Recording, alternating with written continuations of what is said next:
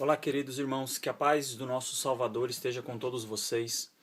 Esse é o canal Verdade das Escrituras, que tem por intento despertar o povo que busca a verdade da palavra do nosso Pai. Hoje eu quero tratar a respeito do dízimo. Eu sei que é um assunto bastante controverso e talvez polêmico, mas para alguns de nossos irmãos é um assunto que parece ser uma lei que ainda está em vigor nos dias de hoje e está em vigor para um povo que nunca foi hebreu. E são coisas que eu contesto e discordo. E eu penso que esse assunto ele pode se dividir, a princípio, em três partes. A gente pode ver a legitimidade da lei.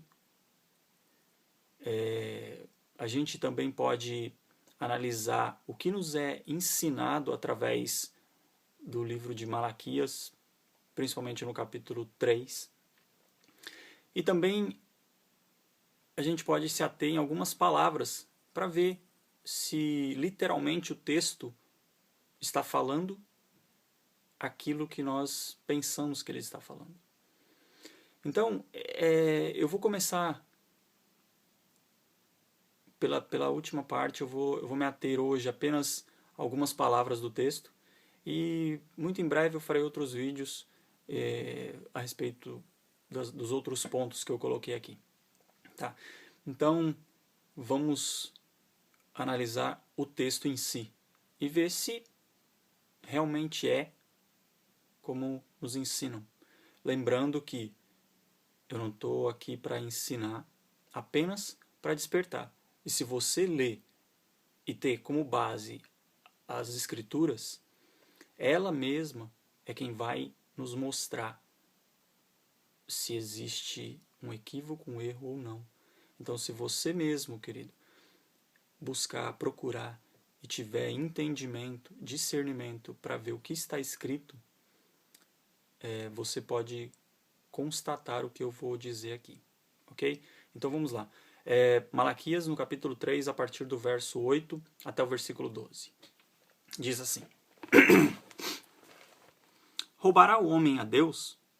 Todavia, vós me roubais, e dizeis: Em que te roubamos? Nos dízimos e nas ofertas alçadas. Com maldição sois amaldiçoados, porque a mim me roubais, vós, a nação toda. Trazei todos os dízimos à casa do tesouro, para que haja mantimento na minha casa.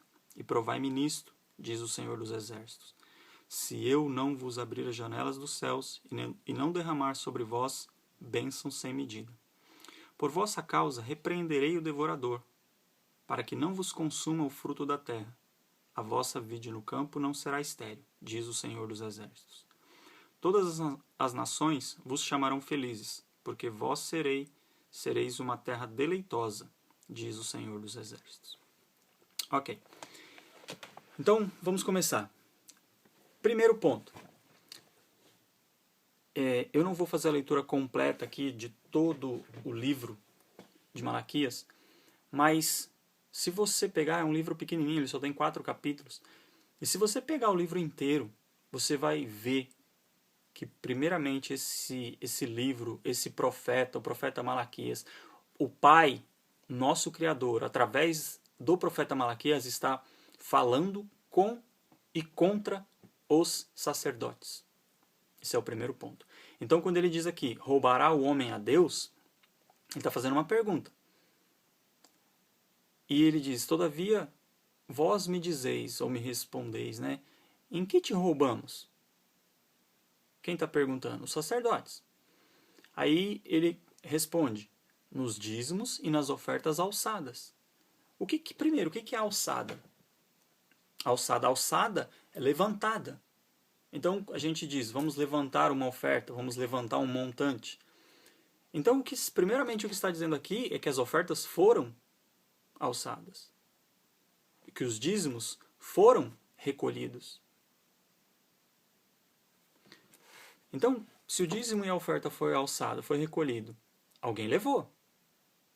Se alguém levou, se o povo levou, quem estava roubando? Lembre-se, ele está falando com os sacerdotes. Ele não está falando com o povo.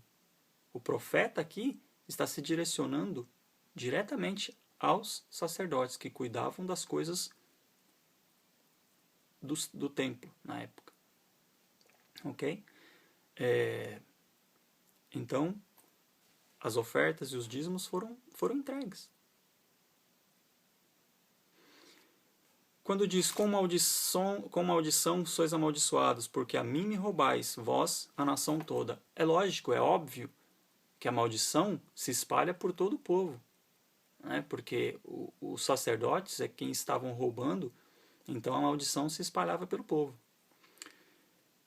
O verso 10 diz, trazei todos os dízimos à casa do tesouro. Eu tenho uma outra contestação aqui a respeito dessa palavra casa do tesouro. Se você faça uma análise por você mesmo, para que você veja com seus próprios olhos, procure qualquer versão em inglês que você vai ver que está escrito storehouse. E se você traduzir a palavra storehouse para o português, significa armazém. Se você busque uma Bíblia online e procure a Vulgata, a Bíblia de onde saiu todas as Bíblias, a Vulgata. E se você grifar e traduzir, através até do próprio Google Tradutor, a palavra que está lá em latim, você vai ver que a tradução vai te dizer celeiro. Então, essa casa do tesouro aqui é colocada justamente para que nós venhamos associar isso com dinheiro. Tá? Mas nem dízimo aqui para esse povo, para o povo hebreu ou judeu aqui nessa época, não quer dizer dinheiro. Eram alimentos. Até se você tem uma Bíblia que tem algumas anotações no rodapé, você vai ver aqui que tem anotações que te levam para Levítico 27 e 30. E lá, em Levítico, no capítulo 27, no verso 30, você vai ver que está falando de plantação. Tá? Então, a casa do tesouro aqui significa armazém. Trazei todos os dízimos ao armazém, para que haja mantimento na minha casa. Essa minha casa aqui é outra coisa que Deus está falando do povo. Deus está falando, o Pai aqui, o nosso Criador, está falando do povo. E num vídeo próximo eu vou explicar isso, tá? Mas vai ficar mais claro. E aí ele continua dizendo, e provai-me nisto, diz o Senhor dos Exércitos, se eu não vos abrir as janelas dos céus e não derramar sobre vós bênçãos sem medida. Abrir as janelas dos céus e derramar bênçãos sem medida. Eu vou recorrer a um outro texto bíblico, lá em Gênesis, no capítulo 1, no verso 7, que diz assim: Deus fez o firmamento e separou as águas inferiores do firmamento das águas superiores. E assim aconteceu. Deus chamou o firmamento de céu. Houve uma tarde, houve uma manhã, segundo dia. No firmamento, que é chamado céu, existem águas. Apenas águas. Que foi na criação, Deus separou as águas e fez águas na parte de baixo, que depois se uniu à terra, à parte seca e se tornou o planeta Terra, na criação. Porém, no céu existe águas. Agora, se nós formos outro texto que eu quero analisar, ou aliás, apenas ler, está em Gênesis, no capítulo 7, a partir do verso 11 e o verso 12. Diz assim: No ano 600 da vida de Noé, aos 17